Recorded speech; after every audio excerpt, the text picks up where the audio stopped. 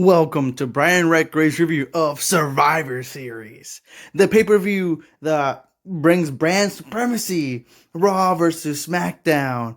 Who is the better brand? The one time of the year they actually go head-to-head. Not really. We see them sometimes go at it at Mania, sometimes regular Raw or SmackDowns. I mean, Drew McIntyre was just this past SmackDown, even though he's a Raw superstar. We had the wild card rule, so don't let them lie to you. That is not true. But this Survivor Series was also the final farewell of the Undertaker. So let's review Survivor Series. The very first match of the night was the 5-on-5 Survivor Series traditional match of the men's. A match that normally is the main event. Was actually the very first match. It was Team Raw versus Team SmackDown. Team Raw was AJ Styles, Braun Strowman, Keith Lee, Riddle, and Sheamus, taking on SmackDown's Kevin Owens, Otis, Jey Uso, Seth Rollins, and King Corbin. And honestly, this match was pretty good. I can see and understand why it was not the main event this year, because honestly, the build to this was absolute garbage. And honestly, SmackDown barely even built towards it. Raw was the one that was focused on it. But I'm just going to say it out right now. Raw won with a clean sweep. Nobody from Raw was eliminated. Wow, they love to shit on SmackDown in these pay-per-views. They do this all the time. But the first one up was Seth Rollins, who offers himself to Sheamus. As he said, this is for the greater good. He took a bro kick on purpose, so he got eliminated. KO got eliminated by AJ Styles. Corbin got eliminated by Riddle, which was revenge, I guess, for their feud a couple months ago. Otis was out by Braun, thank God. And Jay was out by Keith. Now, honestly, there was two highlights of this match. I said the match was good, but two highlights. Kevin Owens at one point literally hit three stunners at three different opponents. I don't remember. I know one of them was Riddle. I don't remember the other two. And when Jey Uso was the last man standing for SmackDown, he went super kick crazy. So the match is going to get an up. The match was good. Honestly, the build was absolute garbage. So if it would have been based on the build, this match would have probably sucked real bad. But honestly, despite the terrible bad build for this match, and the fact that they didn't even keep score this year, they always keep scores of Raw, SmackDown, who wins more, making the pay-per-view even feel more pointless. But despite that, honestly, it gets an up because it was a good match. I love these 5-on-5 matches. Let's move on. Next up was the Raw Tag Team Champions versus the SmackDown Tag Team Champions. We had the guys who left to dance and clown around versus the guys who left to dance and clown around. Honestly, match-wise, these are two very good teams. I am not the biggest Street Profit fan, but I'm very aware of their talent, and they are pretty good wrestlers. I just don't like their characters too much. And I love the New Day. Honestly, this match could not go wrong. Chances are it was not going to go wrong. And guess what? It didn't go wrong. This was an excellent tag match between both teams. Named New Day, who came out in their Gears 5 outfits, because they're now in Gears 5. Honestly, that was very awesome outfits, I must say. And honestly, there was a back and forth between both teams. Early on, the New Day did dominate. And the commentators made it seem like, they're more experienced and whatnot. And then the Street Profits dominated. Then it was a back and forth, eventually leading to the Street Profits actually winning this match. That was a little shocking. I would have preferred the New Day one. But by comparison of the two teams, the New Day have been around longer, have accomplished more. So it kind of gives the Street Profits that, rub, making them feel more legitimate. And the Street Profits have been champions almost all year, shockingly, even though they barely defend the belts, I feel. But honestly, the match was excellent. I mean, what you expect between these two teams, you could not and were not going to get a bad match, not even probably in their worst days. So honestly, the match is going to get an up. I honestly did enjoy this match. It was a very good match. And who knows? Maybe they'll fight again at some point. I would definitely be up for a rematch between both teams. They'll definitely be up for that. So the match gets an up. And here was the bathroom break of the night. Bobby Lashley versus Sami Zayn. The United States champion versus the Intercontinental champion.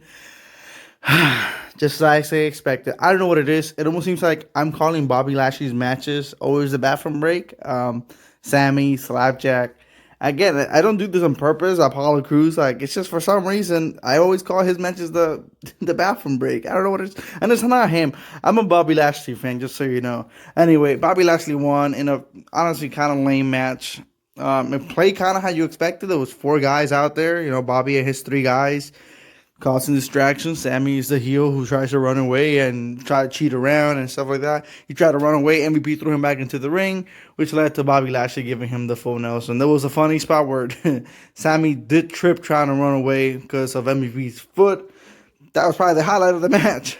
Honestly, it's going to get it down. It was nothing special. It was kind of boring. Again, if you did not watch this, you didn't miss anything. And it was quite predictable that Bobby Lashley was going to be the winner of the match. Yeah, if you watch wrestling, you know that was gonna happen. Honestly, nothing great here. The bathroom break. Feel free to skip this one. Let's just move on. Asuka versus Sasha Banks, a match you've seen 1,000 times, a match that happened many times this past summer, a match that we've seen so many times, and yet, how was this match so damn good? Honestly, I honestly think this was probably the best encounter yet. Honestly, it was a very good back and forth between both women. Both of these two women are not even some, are probably one of the best. They're both one of the best wrestlers in the division, not the women's division. I'm including the male's division too. They're both excellent. I love Asuka. I love Sasha. I expected a damn good match, but I expected a dirty finish. I'm gonna be honest. I expected Carmella or Bailey or some kind of interference, whoever Asuka's next challenge is gonna be, to protect both women. But surprisingly, surprise, surprise, Sasha Banks beat Asuka. I think maybe for the first time, like clean. Yeah, she beat her with a roll up, so it wasn't like she made her tap out or anything like that. Because at one point they were like roll up, roll up, roll up, roll up, roll up, roll up, roll up, roll up, roll up, like nonstop. And Sasha Banks literally got the last one. And honestly, at first I was like, wow, she beat Asuka like that, like. But then I'm like, well, I guess that protects Asuka, and Sasha, has this momentum. So I loved it. I'm gonna give the match an up. Honestly, it protected Asuka. It gave Sasha the victory. So when you think about it, it kind of makes sense. And honestly, Sasha's probably having the best run of her career, like right now. That whole rivalry with Bailey, whether that's over or not, probably is, because now she's dealing with Carmella. Who knows? Yeah, I expected. They surprised me with the finish. I expected a dirty finish here. I was very shocked. But this was a very good match, a much-watched match by both competitors. Go watch it. Up. Then we had the 5-on-5 women's traditional Survivor Series match. It is not shocking as to why they actually booked this so much later in the night versus the men. Because unlike the men's, they kind of built this a bit more on both brands, not just Raw, but mostly on Raw, but both brands. Honestly, this was a pretty decent match. And this was not a clean sweep like the other one, but Raw still won. Yeah, I know. SmackDown lost both of the 5-on-5 traditional Survivor Series matches again. They always shit on SmackDown in these shows, and SmackDown is the better show, if you ask me. Has been for a while, maybe for years, I would even say.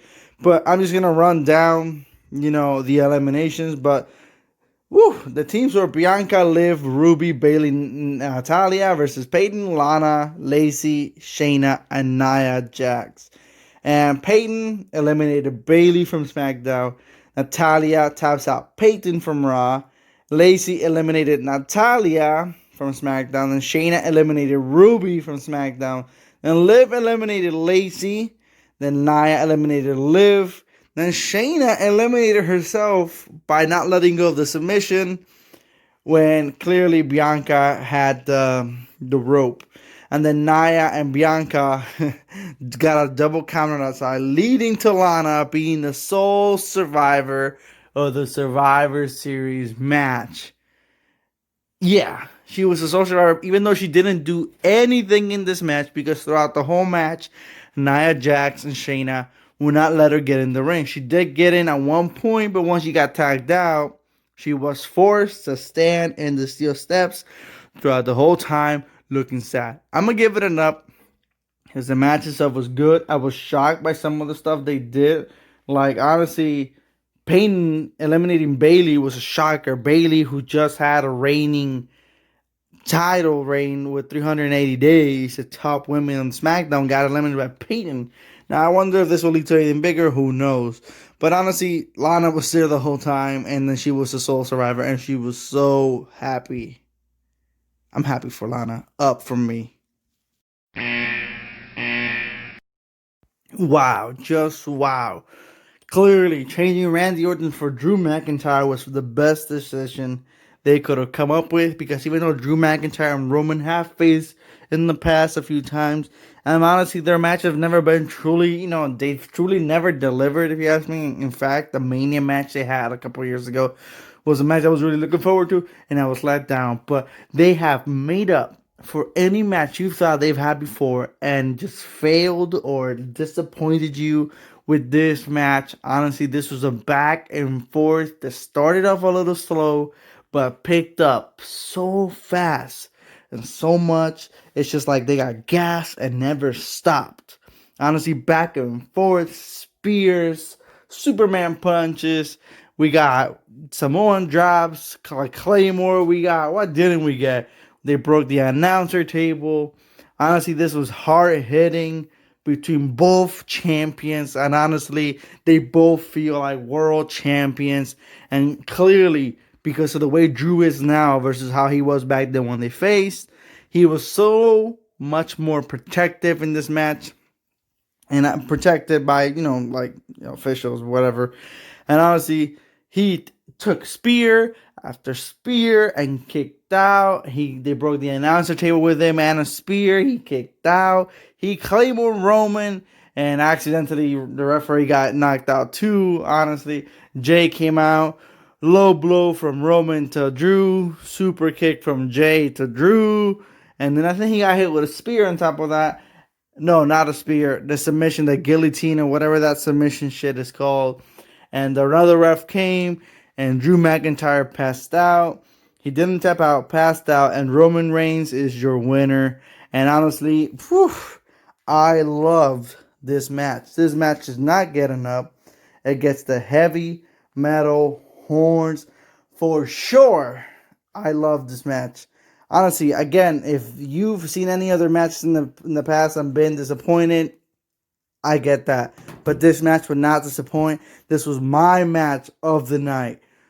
Roman Reigns versus Drew McIntyre did not fail. They delivered.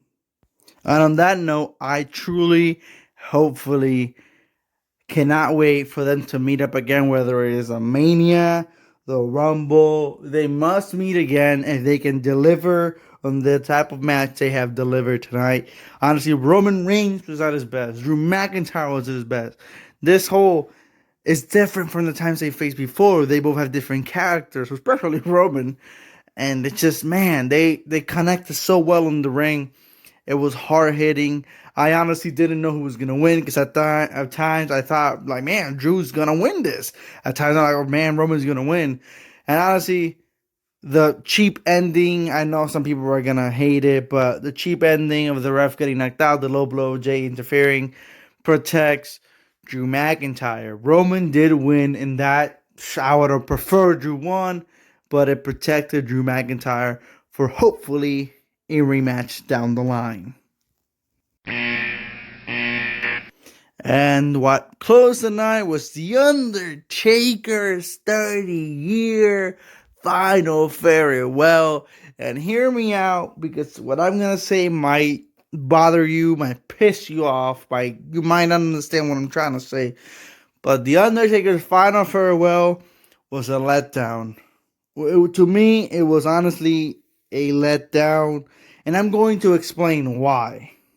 Before anything, they announced all these legends who were The Undertaker's friends from here, and we had Shawn Michaels, Jeff Hardy, we had Ric Flair, Rikishi, Kane. Thank God Kane was there, because that would have been real, disrespectful of The Undertaker's character. JBL, Kevin Nash, we had The Godfather, Big Show, Triple H, Mick Foley, and if I'm missing anybody else, forgive me, there was a lot of them. We brought them all out. because the Undertaker was gonna say goodbye. And when the Undertaker came out, they were all gone. I was like, huh? Yes, all of them came out. There was a video package for the Undertaker. When the video package was over, Vince was in the ring. All the Undertaker's friends were gone. Vince gave a 30-second speech, pretending he was gonna cry. Called out the Undertaker. The Undertaker took like 30 minutes to get to the ring. He came out, gave a 2-minute promo, and that was it. 2-minute promo, and that was it. And again, like, if you're retiring and you brought all these legends, it's okay to break character at this point. It's your farewell. You broken character in the WWE Network with these last rides and Broken Skull session appearances. So I would have much preferred he was out of character doing this than in character having a 2-minute promo about it's time for him to say goodbye to the Undertaker. Again, that's fine, but it should have been out of character. If all these legends were going to be out here, let them speak. Let them talk what the Undertaker means to them. Let them talk about their friendships. You know, it's his farewell. This is the stuff we want to see. This is what I did not like. Like, the Undertaker just came out for a 2-minute promo and then he walked away. Nothing. Like, I even thought maybe the Fiend was gonna come out to maybe, give that rub to the Fiend. I did love that he did the whole thing he does in his knees, and they had a Paul Bearer hologram in the ring. That's cool. Honestly, I'm giving this a down, and I know I'm probably gonna piss off a lot of people with that. Me personally, I was not a fan of it. I love The Undertaker. I love The Undertaker's career. He will always be one of my favorite wrestlers of all time. He's definitely in the top 3 wrestlers of all time, if you ask me. So it's nothing against him. It's nothing against his career. And I'm going to miss him. But the final farewell honestly disappointed me. And honestly, again, the fact that they built the Survivor Series as the usual brand versus brand supremacy and all that nonsense, the fact that they built it as the Undertaker's final farewell, celebrating 30 years of the Undertaker, something they did similar to the 25th anniversary of the Undertaker.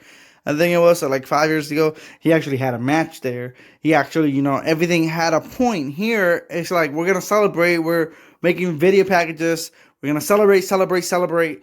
And this didn't feel like anything. It felt like the usual Taker comes out for his 2-minute promo, walks away. And that was fine every time he did it. But when it's his final farewell, you want to hear a speech. You want to hear him say what the business meant to him. What did it mean for him to be the Undertaker for all these years? Not just come out and say it's time for the Undertaker to rest in peace. Look at the no crowd. That is a shame, and that makes me sad. I wish he would have been able to do this in front of a crowd. Honestly, that would have been way more impactful, and I feel sorry, and it sucks that it wasn't like that, honestly. But that's why The Undertaker's final farewell disappointed me, and why I overall give it a down. This has been my review of Survivor Series. This has been Brian Redgrave. Redgrave, out.